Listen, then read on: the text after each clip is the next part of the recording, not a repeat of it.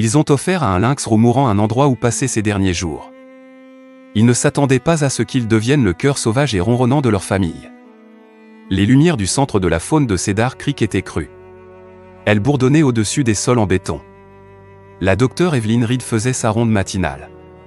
L'air sentait le désinfectant et une tristesse silencieuse. Elle était la vétérinaire du centre depuis 15 ans. Mais certaines décisions ne devenaient jamais plus faciles. Son presse-papier contenait le programme de la semaine. Une entrée lui donnait la nausée. Lynx roux numéro 2847. Euthanasie. Vendredi à 14 h. Elle s'arrêta à son enclos. Elle regarda à travers le grillage. Un jeune lynx roux était blotti dans un coin. C'était une petite chose brisée. Il l'avait nommé Léo. C'était un nom fort pour un animal sans force restante. Il levait à peine la tête. Ses côtes saillaient de manière proéminente à travers sa fourrure terne et clairsemée. Ses yeux auraient dû contenir un feu sauvage. Au lieu de cela, ils étaient vides. Sans vie. 4 mois, se dit-elle. Elle se souvint du jour de son arrivée. Un randonneur l'avait trouvé effondré près d'un sentier. Il était affamé. Il était faible. Il montrait tous les signes d'un animal gardé comme animal de compagnie. Quelqu'un l'avait élevé illégalement. Puis il l'avait jeté quand il était devenu un problème. Il n'y avait pas de micropuce. Pas de collier. Il n'y avait aucun indice sur son passé. C'était juste un jeune lynx roux qui ne savait pas comment être un lynx roux. Evelyn avait tout essayé. Elle lui avait donné des régimes spéciaux. Elle avait essayé des compléments vitaminés. Elle avait essayé de faire en sorte que son enclos ressemble davantage à la nature. Rien ne fonctionnait. Rien ne ravivait les instincts dont il avait besoin pour survivre. Léo ne chassait pas les proies vivantes qu'on lui offrait. Il ne montrait aucune peur des humains. Il passait ses journées allongé dans un coin. Il n'attendait rien. Le centre avait une politique claire. Les animaux qui ne pouvaient pas être relâchés dans la nature devaient être euthanasiés sans cruauté. Il n'avait ni l'espace ni l'argent pour des résidents permanents. Le sort de Léo était scellé. Son arrêt de mort était signé. Il n'était que le cas numéro 2847, attendant ses dernières heures. Evelyn était sur le point de se détourner. Elle avait le cœur lourd. C'est alors que son téléphone vibra. L'identifiant de l'appelant indiquait « Sanctuaire de la seconde chance ». Evelyn ? C'est Sarah Vance du Sanctuaire de la seconde chance. Sa voix était calme et posée. J'ai entendu dire que vous aviez un lynx roux dont l'euthanasie est programmée. Le cœur d'Evelyn fit un petit bond. Le Sanctuaire de la seconde chance était un petit refuge dans le Wyoming. Ils étaient connus pour prendre en charge les cas désespérés. Les animaux que personne d'autre ne pouvait aider. Oui, en effet, dit Evelyn. Mais Sarah, je dois être honnête. Cet animal est en très mauvais état. Il est ici depuis 4 mois. Il n'y a eu aucun progrès. Il est complètement dépendant des humains. Il ne mange pas correctement. Il n'a presque plus de muscles. Envoyez-moi son dossier, dit doucement Sarah. Sa voix ne contenait aucun jugement, seulement des possibilités. Nous pourrions avoir une option. 3 jours plus tard, Evelyn se tenait sur le parking du centre. L'air était vif avec la promesse de l'automne. Elle regardait Sarah et son assistant charger la caisse de transport de Léo dans une camionnette spéciale. Léo avait à peine bougé pendant le transfert. C'était un autre signe de son esprit brisé. « Êtes-vous sûr de vouloir faire ça ?» demanda Evelyn une dernière fois. Sarah sourit. Son visage était bienveillant, ridé par des années passées à s'occuper de causes perdues. « Nous avons une famille d'accueil. Arthur et Eleanor Vance. Ils sont expérimentés avec les félins exotiques. Ils ont déjà fait des miracles. Si quelqu'un peut l'atteindre, ce sont bien eux. » Alors que la camionnette s'éloignait, une petite flamme d'espoir vacilla dans la poitrine d'Evelyn. Peut-être que l'histoire de Léo n'était pas encore terminée.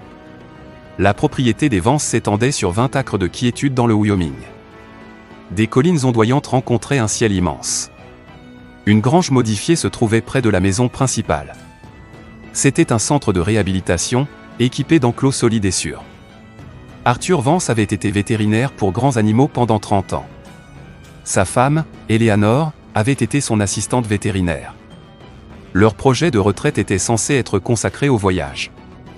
Au lieu de cela, Il était devenu une mission de guérison. Tout a commencé il y a 5 ans, avec un puma blessé qui avait besoin d'un endroit pour se rétablir. Arthur regarda à l'intérieur de la caisse de transport. Léo était recroquevillé en une boule serrée.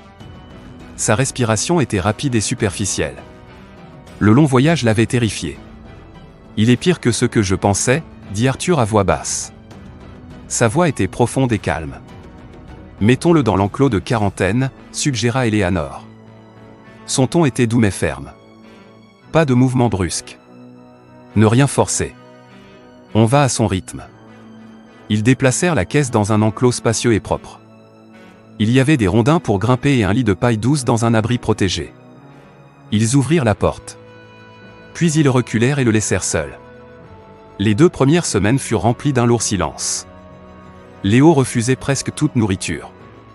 Il ne mangeait que de petits morceaux de poulet cru, et seulement s'il les laissait et disparaissait de sa vue. Il passait ses journées pressées contre le mur le plus éloigné de son enclos. Ses yeux ternes suivaient chaque mouvement à l'extérieur de son petit monde. Il était une statue de peur. Arthur et Eleanor développèrent une routine. Ils s'asseyaient à tour de rôle tranquillement sur des chaises juste à l'extérieur de son enclos. Ils ne le fixaient pas. Ils ne lui parlaient pas. Ils existaient simplement. Arthur lisait de vieux journaux vétérinaires. Eleanor travaillait sur son ordinateur portable, répondant aux emails du sanctuaire. Ils étaient une présence constante et non menaçante. Il lui apprenait que les humains pouvaient être proches sans apporter de mal. La percée eut lieu le 18e jour. C'était petit, presque imperceptible. Eleanor était assise à sa place habituelle, tricotant une écharpe aux couleurs vives. Le clic rythmé des aiguilles était le seul son. Du coin de l'œil, elle vit un mouvement. Léo s'était avancé. Il n'était qu'à quelques mètres de sa cachette. Il regardait ses mains. Il regardait le fil se transformer en tissu. Sa tête était inclinée avec une lueur de curiosité. Le cœur d'Eleanor bondit, mais elle garda ses mouvements lents et réguliers. Elle ne le regarda pas directement. Elle continua simplement à tricoter. Elle se mit à fredonner doucement. C'était une vieille berceuse que sa grand-mère lui chantait. C'était une mélodie simple et douce. Chaque jour après cela, Léo s'aventurait un peu plus près. La peur dans ses yeux commença à être remplacée par une curiosité prudente. Arthur se mit à apporter sa vieille guitare acoustique avec lui. Il s'asseyait et jouait des mélodies calmes et simples. La musique douce semblait dénouer certains des nœuds d'anxiété à l'intérieur du petit lynx roux. Ils introduisirent de nouveaux aliments. Ils le firent lentement, un à la fois. Ils découvrirent qu'il aimait beaucoup plus la viande de lapin que le poulet. Ils apprirent aussi quelque chose d'étrange.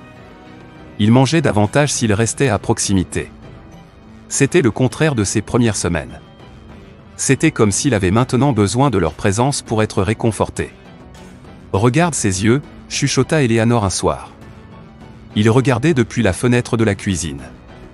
Léo tapait sur un jouet à plumes qu'ils avaient accroché à une branche. C'était la première fois qu'il le voyait jouer. Il y a quelque chose là, maintenant. Une étincelle. Arthur hocha la tête. C'était un homme de peu de mots, mais ses yeux voyaient tout. Il remarqua que le pelage du lynx roux commençait à s'épaissir. Le brun terne et clairsemé prenait une lueur ambrée plus saine. « Il prend du poids aussi », dit Arthur.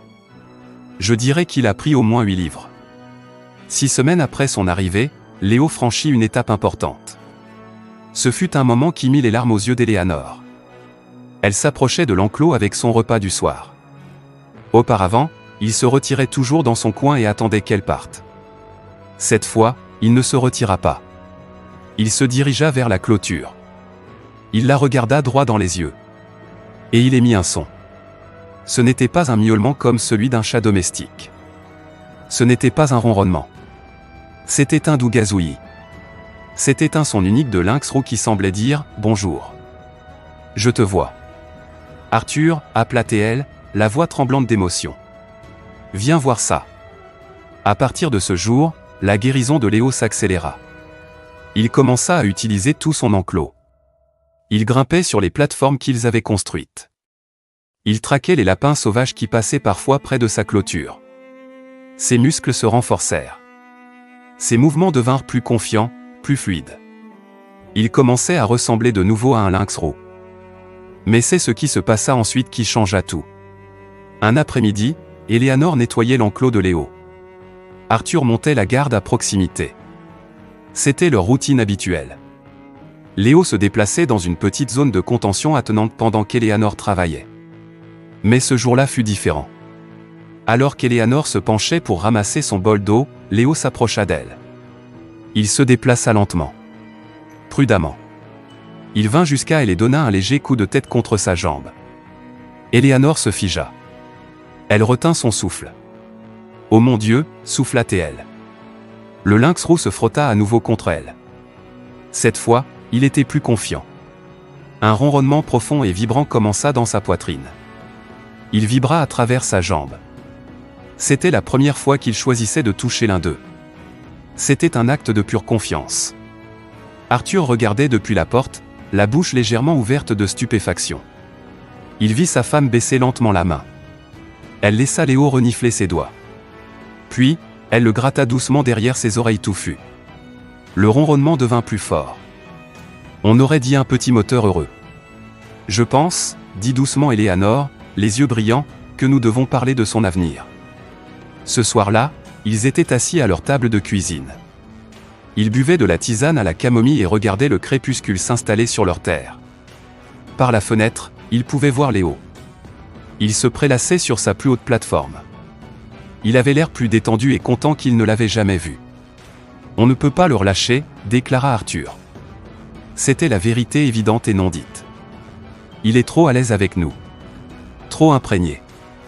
Le sanctuaire de la seconde chance veut le placer dans leur refuge permanent, dit Eleanor. Mais sa voix était plate. Elle manquait d'enthousiasme. Arthur étudia le visage de sa femme. Ils étaient mariés depuis 38 ans. Il connaissait ce regard. Il savait ce qu'il y avait dans son cœur avant même qu'elle ne le dise. Mais, l'incita-t-il doucement. Mais il s'est attaché à nous, Arthur, dit-elle, la voix pleine d'émotion. Tu l'as vu. La façon dont il attend près de la clôture quand il entend notre voiture. Comment il ne fait ce gazouillis que pour nous. Il ne ronronne que pour nous. Elle hésita. Et je me suis attaché à lui aussi. Elle baissa les yeux sur ses mains, puis regarda à nouveau son mari. Je sais que c'est fou. Je sais que nous avons déjà Winston et Pip. Et nous avions dit plus de résidents permanents. Mais, tu veux le garder. Eleanor croisa le regard de son mari. Ses yeux le suppliaient de comprendre. Je sais que c'est une énorme responsabilité. Les permis, les inspections, le régime spécial, les soins vétérinaires. Ce n'est pas un animal de compagnie. C'est un animal sauvage qui a besoin de soins spécifiques. Mais Arthur, je ne peux pas l'expliquer. J'ai l'impression qu'il nous a choisis. Arthur resta silencieux un long moment. Il regarda par la fenêtre le lynx roux. Léo se toilettait maintenant. Sa langue rêche parcourait méthodiquement son pelage tacheté. Il s'arrêtait de temps en temps, ses oreilles touffues pivotant comme des antennes radar, observant son petit royaume. Il faudrait modifier la maison, dit finalement Arthur, la voix pensive. Créer un espace pour lui. Un espace intérieur-extérieur où il pourrait faire partie de la famille tout en ayant son propre territoire. Les yeux d'Eleanor s'écarquillèrent. L'espoir se dessina sur son visage. « Tu veux dire ?»« Je veux dire, » dit Arthur, un petit sourire aux lèvres, « que j'ai épousé une femme avec un cœur trop grand pour son propre bien. Et je ne voudrais pas qu'il en soit autrement. Mais on fait ça correctement. Permis complet. Inspection régulière. Et on travaille en étroite collaboration avec l'équipe vétérinaire du sanctuaire. » Eleanor se jeta de l'autre côté de la table. Elle faillit renverser leur tasse de thé dans sa précipitation pour serrer son mari dans ses bras. Des larmes de soulagement et de joie coulaient sur son visage. Les mois suivants furent un tourbillon d'activités. Il y eut des travaux, de la paperasse et des préparatifs sans fin. Ils transformèrent leur grande véranda ensoleillée en un espace de vie à l'épreuve des lynx roux. Il y avait des structures d'escalade, des étagères hautes et des cachettes. Une porte spéciale et sécurisée menait à un nouvel grand enclos extérieur. Ils installèrent des clôtures robustes et un système d'entrée à double porte pour la sécurité. Ils consultèrent des experts en animaux exotiques. Ils s'assurèrent que tout était parfait, tant pour la loi que pour Léo. Winston, leur golden retriever âgé, observa tout le processus avec une curiosité calme et patiente. Pip, leur border collie sauvé, était une autre histoire. C'était une chienne nerveuse et anxieuse. Le bruit et les étrangers la firent se cacher sous le lit pendant la majeure partie des travaux. Enfin, par une chaude journée de septembre, le moment était venu. C'était presque un an après l'arrivée de Léo à Cedar Creek, un animal brisé sans avenir. Aujourd'hui, il emménageait dans sa maison pour toujours. Sarah du sanctuaire de la seconde chance vint superviser le déménagement. « Vous êtes sûr de vouloir faire ça ?» demanda-t-elle, faisant écho aux paroles de la docteure Reed un an plus tôt. Arthur et Eleanor échangèrent un regard. C'était un regard de certitude et d'amour. « Nous sommes sûrs », dit fermement Eleanor. Ils placèrent sa caisse de transport dans la nouvelle véranda et ouvrirent la porte. Pendant un instant, rien ne se passa. Puis, une tête tachetée avec deux oreilles pointues et touffue émergea. Les yeux dorés de Léo observèrent le nouvel environnement. Il sortit prudemment. Ses grandes pattes rembourrées étaient silencieuses sur le carrelage. Ce qui se passa ensuite stupéfia tout le monde. Il s'attendait à ce qu'il soit nerveux. Il pensait qu'il explorerait lentement, avec crainte. Au lieu de cela, Léo se déplaça dans la pièce avec une confiance calme. Il inspecta chaque plateforme d'escalade. Il testa un hamac qu'ils avaient accroché dans un coin. Il renifla chaque nouvel objet. Puis, comme s'il avait vécu là toute sa vie, il sauta sur le canapé confortable, se roula en boule et laissa échapper un long soupir de contentement. Sarah rit, un son de pur délice. « Eh bien, dit-elle, je pense qu'il approuve. » Les premières semaines furent une période d'ajustement. Léo et les chiens furent d'abord tenus séparés. Ils pouvaient se voir et se sentir à travers la porte vitrée qui reliait la véranda au reste de la maison. Winston, le golden retriever, était une âme douce. Il fut immédiatement acceptant. Il s'allongeait souvent près de la porte vitrée. Sa queue battait un rythme lent et heureux sur le sol chaque fois que Léo s'approchait. Pip, la border collie, était beaucoup plus nerveuse. Elle aboyait et s'enfuyait chaque fois qu'elle apercevait le grand félin. Mais Léo montra une patience remarquable. Il s'asseyait simplement près de la vitre, se toilettant ou jouant avec un jouet. Il semblait complètement indifférent à ces manifestations d'anxiété. La percée avec Pip se produisit par accident. Un soir, Arthur apportait le dîner de Léo. Il oublia de fermer complètement la porte vitrée coulissante.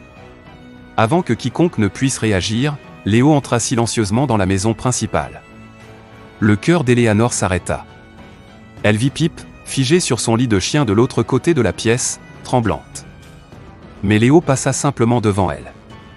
Il renifla brièvement la cuisine. Puis il se retourna, entra dans le salon, sauta sur le grand fauteuil inclinable d'Arthur et se blottit comme s'il y appartenait.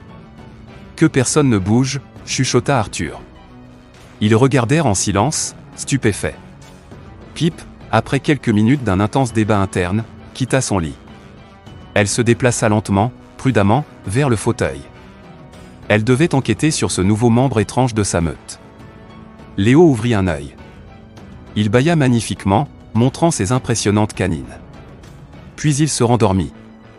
À partir de ce moment, une amitié improbable commença à naître. Pip, qui était habituellement trop anxieuse pour jouer avec d'autres chiens, trouva une étrange confiance dans la présence calme de Léo. Le lynx roux semblait avoir un effet apaisant sur elle. En quelques semaines, on pouvait souvent les trouver allongés l'un près de l'autre. Ils ne se câlinaient pas, mais ils partageaient le même espace, à l'aise en compagnie l'un de l'autre. « Il est comme une thérapie pour elle », observa Eleanor un soir. Elle regardait Pip laisser tomber une balle de tennis près de Léo, essayant d'initier un jeu. Léo, de manière typiquement féline, ignora complètement la balle. Mais le geste de Pip était énorme. « Il est une thérapie pour nous tous », répondit Arthur. Il grattait Léo derrière les oreilles. Le grand félin était étalé sur ses genoux, ronronnant comme un moteur diesel. La personnalité unique de Léo commença à briller. Il avait des manies étranges. Il était obsédé par les feuilles fraîches, en particulier celles d'érable et de chêne. Eleanor lui apportait de petites branches. Elle le trouvait souvent sur la véranda, sélectionnant et grignotant délicatement des feuilles. Il ressemblait à un critique gastronomique dans un restaurant chic. Cela mena à une scène drôle et récurrente. Pip, qui voulait toujours participer à tout ce que faisait Léo, essayait aussi de manger les feuilles. Chaque fois, elle prenait une bouchée, faisait une grimace de pur dégoût et la recrachait. Puis elle regardait Léo avec une expression qui disait clairement « Comment peux-tu manger ce truc ?» Léo continuait simplement son repas, imperturbable. C'est comme regarder une émission de nature comique, gloussait Arthur. Ils filmaient leurs pitreries pour les partager avec leurs amis et le sanctuaire. Léo développa une routine stricte. Ses journées tournaient autour de ces humains. Les matins commençaient avec lui assis à la fenêtre. Il attendait qu'Arthur et Eleanor descendent. Il les accueillait avec ce gazouillis doux et spécial. Après son petit déjeuner de viande crue, il patrouillait dans son enclos extérieur. Il traquait des écureuils qu'il ne pouvait jamais attraper et prenait des bains de soleil sur sa plateforme haute préférée. Les après-midi étaient consacrés à la sieste, généralement dans une parcelle de soleil chaud, souvent avec Winston dormant à proximité. Mais les soirées étaient spéciales. Les soirées étaient pour Léo et Arthur. « Je n'ai jamais pensé que je serais un amateur de chats », disait Arthur. Léo pétrissait ses genoux avec des pattes puissantes, ses griffes soigneusement rentrées. Surtout pas un amateur de chats sauvages de 35 livres. Le lien entre l'homme et le lynx roux devint une légende locale. Des amis venaient juste pour voir leur rituel nocturne. Arthur s'asseyait dans son fauteuil. Léo était drapé sur lui comme une couverture vivante et tachetée. Ils regardaient la télévision ensemble dans un silence parfait et complice. Parfois, Léo tendait la patte et tapotait doucement le visage d'Arthur, comme pour s'assurer qu'il était toujours là. Il dit merci, disait Eleanor, les yeux embués en les regardant. Chaque jour, à sa manière, il te remercie de l'avoir sauvé. Un soir, ils avaient des invités à dîner. C'étaient les anciens collègues d'Arthur de la clinique vétérinaire. Après le dîner, alors qu'ils étaient assis dans le salon, Léo entra. Il portait son jouet préféré, un poisson en peluche presque aussi grand que lui. Avec une grande cérémonie, il laissa tomber le poisson aux pieds d'Arthur. Puis il regarda les invités. Son expression semblait dire « Regardez ce que je peux faire. Ne suis-je pas intelligent ?» La pièce se remplit de rires ravis. Léo, satisfait de l'attention, décida de faire un spectacle. Il sauta sans effort au sommet de son grand arbre à chat. Il effectua ensuite une série de sauts et d'équilibres audacieux que l'on ne pouvait décrire que comme du parcours de lynx roux. « C'est un cabotin », dit l'un des invités en riant. Et c'était vrai. Léo avait découvert qu'il aimait être admiré, tant que c'était selon ses propres termes. Mais tout n'était pas parfait. Il y avait des défis. Après tout, ils partageaient leur maison avec un animal sauvage. Léo avait détruit 2 canapés avec ses griffes avant qu'il ne trouve les bons types de griffoirs pour lui. Ses instincts de chasseur étaient toujours là, juste sous la surface. Il devait être très prudent avec les petits animaux dans le jardin. Et il y avait le besoin constant de soins vétérinaires spéciaux.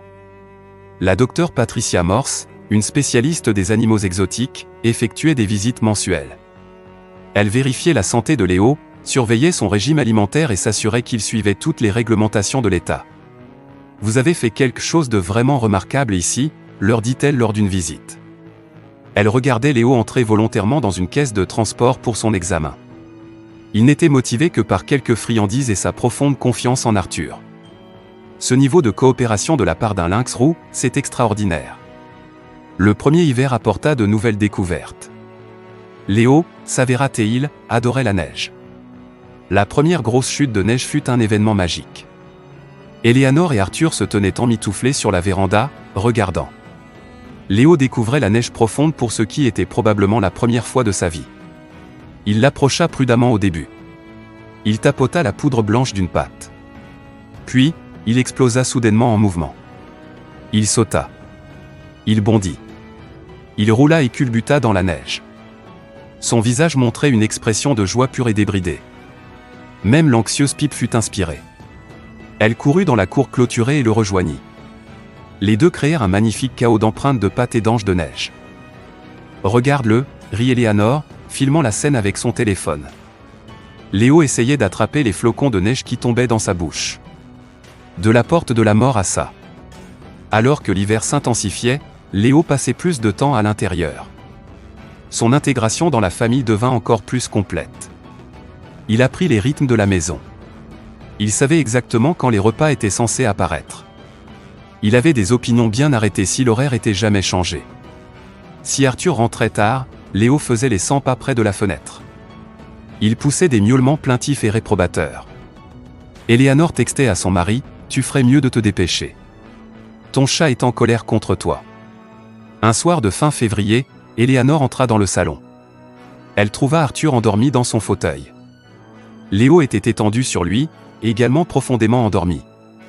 Winston était couché sur le tapis à côté d'eux. Même Pip s'était blotti sur le canapé voisin. Le feu crépitait dans la cheminée.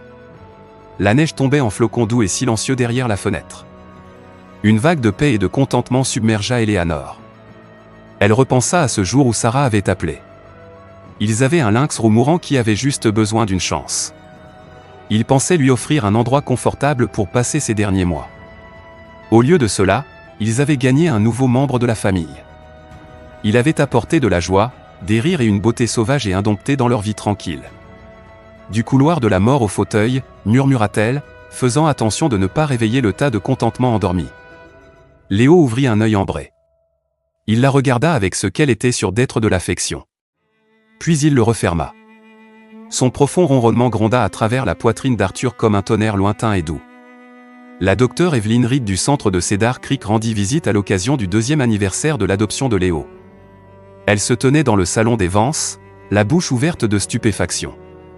Elle regarda le lynx roux autrefois mourant sauter sur ses plateformes extérieures. Ses muscles ondulaient sous un pelage épais et brillant. Il était l'image même de la santé et de la vitalité. « Je ne l'aurais pas cru, dit-elle. » Elle accepta une tasse de café d'Eleanor. « Quand il a quitté notre établissement, je pensais que nous ne faisions que retarder l'inévitable. Je n'aurais jamais imaginé cela. Il avait juste besoin de trouver ses gens, dit simplement Arthur. » Léo s'approcha et se frotta contre ses jambes en ronronnant. « Parfois, c'est tout ce dont nous avons besoin. » Comme pour le prouver, Léo se dirigea vers sa dernière collection de feuilles. Eleanor avait apporté des branches d'érable fraîches ce matin-là. Il transporta une brindille feuillue jusqu'à son endroit ensoleillé préféré sur le tapis. Pip, toujours pleine d'espoir, le suivit. Elle fit sa tentative quotidienne de manger une feuille. Le résultat fut le même que toujours, une grimace de dégoût et un crachat dramatique. Tous les jours, rit Eleanor. Pip lança un regard accusateur à Léo. On pourrait penser qu'elle apprendrait. Peut-être qu'elle aime la routine, suggéra Arthur en souriant. La prévisibilité de la chose. Léo mange des feuilles. Pip essaie et échoue. Tout va bien dans le monde. Plus tard ce soir-là, alors qu'Arthur s'installait dans son fauteuil, Léo les surprit. D'habitude, il sautait directement sur les genoux d'Arthur. Mais ce soir, il alla d'abord voir Eleanor. Il donna un coup de tête contre sa main, demandant des gratouilles. Puis il se dirigea vers Winston et lui toucha doucement le nez. Il s'approcha même de Pip, qui lui lécha l'oreille en guise de salut silencieux. Ce n'est qu'après avoir fait sa tournée qu'il sauta finalement sur les genoux d'Arthur. Il tourna 3 fois. Puis il s'installa à sa place avec un profond soupir de contentement. Il dit merci, dit Eleanor, la voix chargée d'émotion. À nous tous. Arthur caressa la fourrure douce et épaisse entre les oreilles touffues de Léo. Il sentit le profond ronronnement qui semblait venir de l'âme même du lynx roux. Non, Léo, dit-il doucement, s'adressant au chat qui avait changé leur vie. Merci. Merci de nous avoir choisis. De nous avoir fait confiance. De nous avoir montré que parfois, les familles les plus inattendues sont les plus parfaites. La nuit tomba sur la campagne tranquille du Wyoming. La maison des Vance s'installa dans un silence paisible. Un lynx roux sauvé, qui avait autrefois été à quelques heures de la mort, somnolait sur des genoux chauds. Un golden retriever rêvait de balles de tennis. Une border collie autrefois anxieuse dormait profondément, n'ayant plus peur du monde. Et 2 personnes, qui pensaient que leur retraite serait prévisible, se retrouvèrent à vivre une vie sauvage, belle et inattendue. Par la fenêtre, les étoiles brillaient comme des diamants dans le ciel clair d'hiver. Et si vous écoutiez très attentivement, vous pouviez entendre le ronronnement vibrant d'un lynx roux heureux.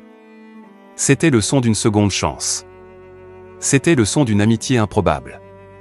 C'était le son d'un cœur sauvage, enfin chez lui.